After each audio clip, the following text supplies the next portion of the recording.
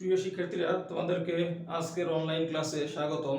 আমি আজকে তোমাদেরকে ইনভার্স ট্রিগোনোমেট্রির এমসিকিউগুলি কিভাবে শর্টকাট পদ্ধতিতে সলভ করতে হয় তা শেখাবো। তোমরা দেখো, আমি প্রথমে এই প্রবলেমটা সলভ করব যে cos inverse x plus cos inverse y plus cos inverse z সমান পাই হলে x square plus y square plus z square plus 2xyz সমান কত। দেখো, এটা আমরা যদি নরমালি সলভ করি তাহলে আমাদের 3 থেকে 4 মিনিট সময় লাগবে। তো আমরা যদি এটা অন্যভাবে সলভ করি তাহলে আমরা এটা খুব কম সময়ে সলভ করতে পারবো। তোমরা খেয়াল করো যে এখানে তিনটা কোণের যোগফল দেওয়া আছে পাই। তোমরা জানো যে ইনভার্স ত্রিকোণমিতিক ফাংশনগুলি এক একটা কোণ নির্দেশ করে, অর্থাৎ cos inverse x, cos inverse y, cos inverse z এগুলো হচ্ছে এক একটা কোণ। এখানে দেওয়া আছে তিনটা কোণের সমষ্টি হচ্ছে 180 ডিগ্রি। তাহলে আমরা এখানে তিনটা কোণকে সমান ধরে নেব, অর্থাৎ আমরা 180 কে যদি 3 দিয়ে ডিভাইড করি তাহলে আমরা লিখতে পারি 60 ডিগ্রি। তাহলে আমরা এখানে cos inverse x, cos inverse y, cos inverse z প্রত্যেকটা কোণকে 60 ডিগ্রি ধরে নেব, অর্থাৎ আমরা এভাবে লিখতে পারি যে cos ইনভার্স x সমান 60 ডিগ্রি, cos ইনভার্স y সমান 60 ডিগ্রি, cos ইনভার্স z সমান 60 ডিগ্রি। তাহলে আমরা এখান থেকে লিখতে পারি যে x সমান cos 60 ডিগ্রি। তো cos 60 মানে হাফ। আমরা একইভাবে এখান থেকে লিখতে পারি যে y সমান cos 60 তার মানে হাফ, আবার z সমান cos 60 তার মানে হাফ। তাহলে দেখো xy z এর মান হচ্ছে হাফ।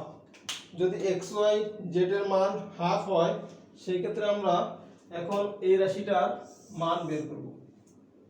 তোমরা খেয়াল করো, আমরা এখন যদি এই রাশিটার মান বের করি যে x square plus y square plus z square plus 2xyz সমান, দেখো আমরা লিখতে পারি x স্কয়ার, x মানে কত হাফ, হাফ কে স্কয়ার করলে 1/4 প্লাস y স্কয়ার, হাফ কে স্কয়ার করলে 1/4 প্লাস এখানে z স্কয়ার তার মানে 1/4 প্লাস 2 ইনটু xyz, x মানে হাফ, y মানে হাফ, z মানে হাফ। তাহলে আমরা এখান থেকে হাফ আর 2 কেটে দেব। তাহলে এখানে দেখো আমাদের থাকতেছে 1/4 1/4 1/4, আর এখানেও কিন্তু 1/4 থাকতেছে। তার মানে দেখো 1/4 কিন্তু এখানে 4টা। তাহলে আমরা লিখতে পারি যেহেতু 4টা 1/4, 4 ইনটু 1/4, আমরা 4 4 কেটে দিলে এখানে 1 পাই। তাহলে আমাদের এই ম্যাথটার অ্যানসার হবে ঘ।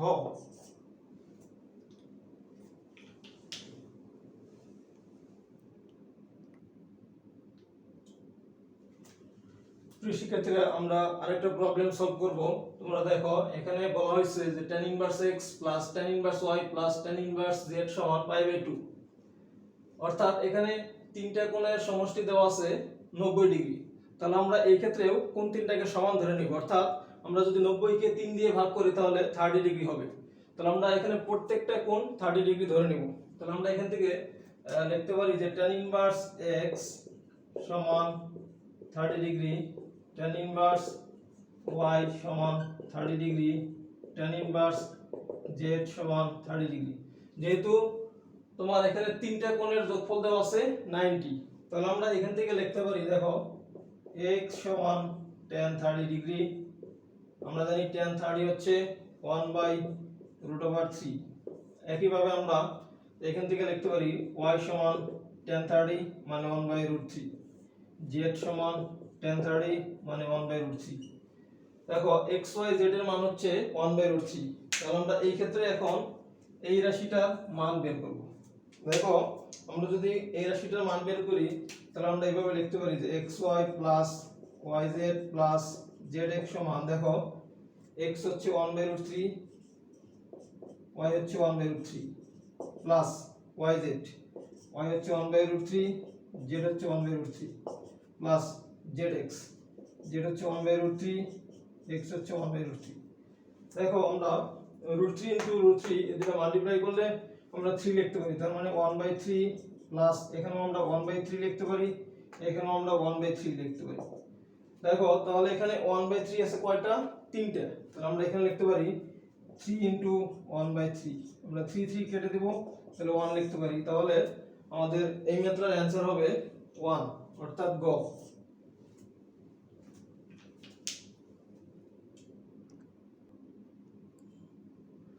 প্রিয় শিক্ষার্থীরা, আমরা আরেকটা প্রবলেম সলভ করব। দেখো এখানে বলা হয়েছে sin inverse x plus sin inverse y সমান π/2। অর্থাৎ এখানে দেখো দুইটা কোণের সমষ্টি দেওয়া আছে π/2। সেই ক্ষেত্রে আমাদের বলছে x² + y² সমান কত। তো আমরা জানি যে ইনভার্স ট্রিগোনোমেট্রিক ফাংশনগুলো আসলে এক একটা কোণ নির্দেশ করে। তো যেহেতু এখানে দুইটা কোণের সমষ্টি হচ্ছে π/2 অর্থাৎ 90 ডিগ্রি, তাহলে আমরা দুইটা কোণকে যদি সমান সমান ধরি, সেই ক্ষেত্রে আমরা এখানে sin ইনভার্স x টাকে আমরা 45 ধরবো, sin ইনভার্স y এটাকেও আমরা 45 ধরবো। তাহলে আমরা দেখো লিখতে পারি যে sin ইনভার্স x সমান 45, একইভাবে যে sin ইনভার্স y সমান 45। তাহলে আমরা এখান থেকে লিখতে পারি যে x সমান sin 45, sin 45 হচ্ছে 1/√2। একইভাবে আমরা এখান থেকে লিখতে পারি y সমান sin 45, sin 45 হচ্ছে 1/√2। দেখো x এর মান 1/√2, y এর মান হচ্ছে 1/√2। তো এখন আমরা এই রাশিটার মান বের করব, অর্থাৎ x² + y²। তো আমরা দেখো x এর মান বসিয়ে দেব 1/√2 হোল স্কয়ার, y এর মান বসিয়ে দেব 1/√2 হোল স্কয়ার। তাহলে দেখো এখানে 1/√2 হোল স্কয়ার মানে হাফ, হাফ প্লাস হাফ, দেখো আমরা হাফ প্লাস হাফ মানে 1 লিখতে পারি। তাহলে আমাদের এই মেথডের অ্যানসার হবে 1। তোমরা সবাই লিখে নাও।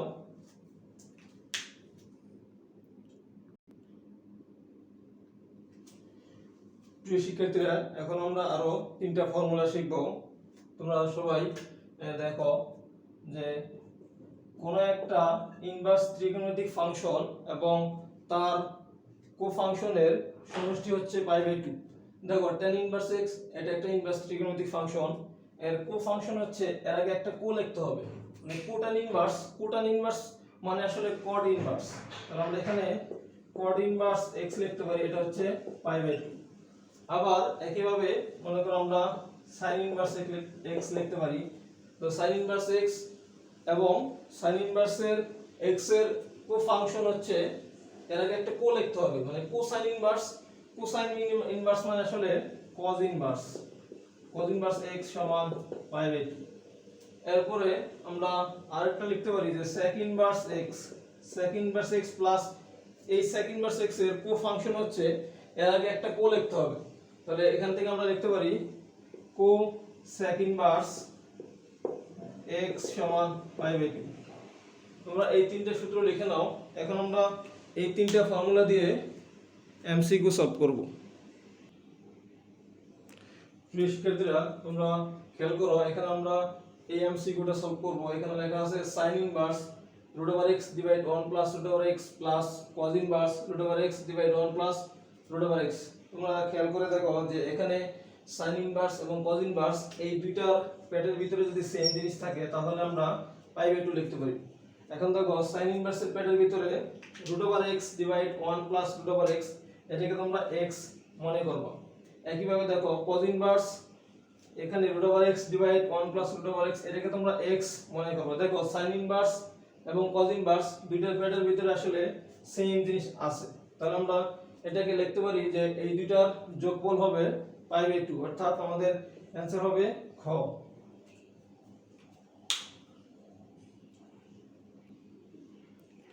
প্রিয় শিক্ষার্থীরা, তোমরা আরেকটা এমসিকিউ দেখো। এখানে বলা হয়েছে যে sec inverse 25/24 plus sin inverse 24/25। দেখো আমরা ফর্মুলা জানি sec inverse x plus cosec inverse x সমান π/2।